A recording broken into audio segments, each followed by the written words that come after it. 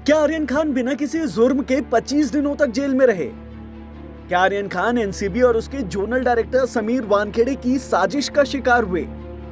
क्या एनसीबी ने आर्यन के व्हाट्सएप चैट का झूठा ढिंढोरा पीटा था? क्या क्रूज पर एनसीबी की पूरी रेड ही झूठ की बुनियाद पर मारी गई थी?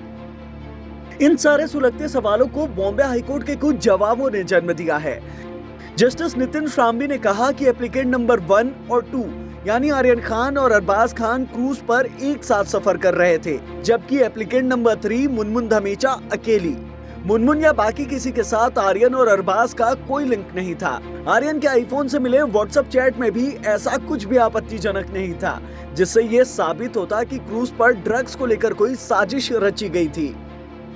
इस कोर्ट में रिकॉर्ड पर ऐसा एक भी सबूत नहीं पेश किया गया जिससे ये साबित हो सके कि क्रूज पर सवार सभी आरोपी एक ही मकसद से इकट्ठा हुए थे। बॉम्बे हाईकोर्ट का यह बयान बेहद अहम है। अहम इसलिए कि इस बयान से ये साबित होता है कि क्रूज पर 2 अक्टूबर को ना तो कोई रेव पार्टी थी, ना आर्यन खान और उसका दोस्त अरबाज उस रेव पार्टी का हिस्सा, और ना ही किसी बड़ी साजिश के हिस्सेदार। इतना ही नहीं, हाईकोर्ट ने अपने फैसले में एनसीबी पर जो सबसे बड़ा सवाल उठाया वो उस व्हाट्सएप चैट को लेकर था, जिस व्हाट्सएप चैट के बलबूते पर एनसीबी आर्यन को इंटरनेशनल ड्रग डीलर साबित करने पर तुली थी।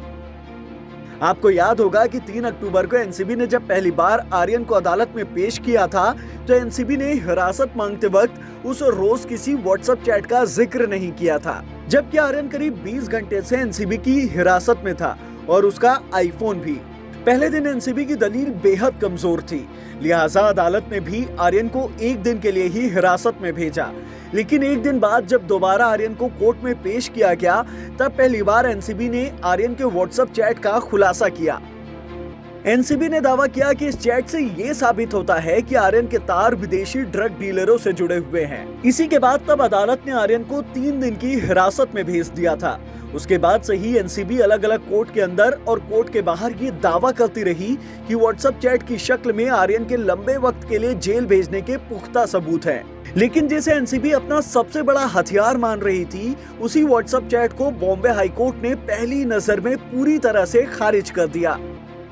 अदालत ने आर्यन, अरबाज और मुनमुन को जमानत देते हुए अपने फैसले में साफ साफ कहा कि आपत्तिजनक चीज नहीं मिली जो किसी साजिश या जुर्म की तरफ इशारा करती हो।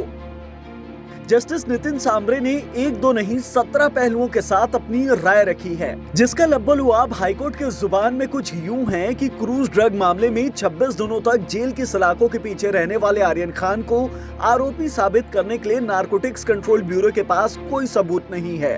कोर्ट के सामने ये साबित करने के लिए रिकॉर्ड पर कोई सबूत नहीं है कि सभी आरोपी एक ही इरादे से क्रूज पर सवार हुए थे। सबूत के तौर पर बुनियादी सामग्री होनी चाहिए जिससे आवेदकों के खिलाफ पुख्ता साजिश के मामले को साबित किया जा सके।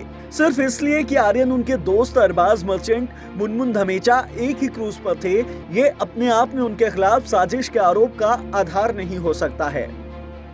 अब बात आर्यन खान की। आर्यन या तीनों आरोपियों की व्हाट्सएप चैट में कुछ भी आपत्तिजनक नहीं था और न ही एनडीपीएस अधिनियम के तहत साजिश रचने और अपराध करने के लिए बैठक करने का भी कोई सबूत।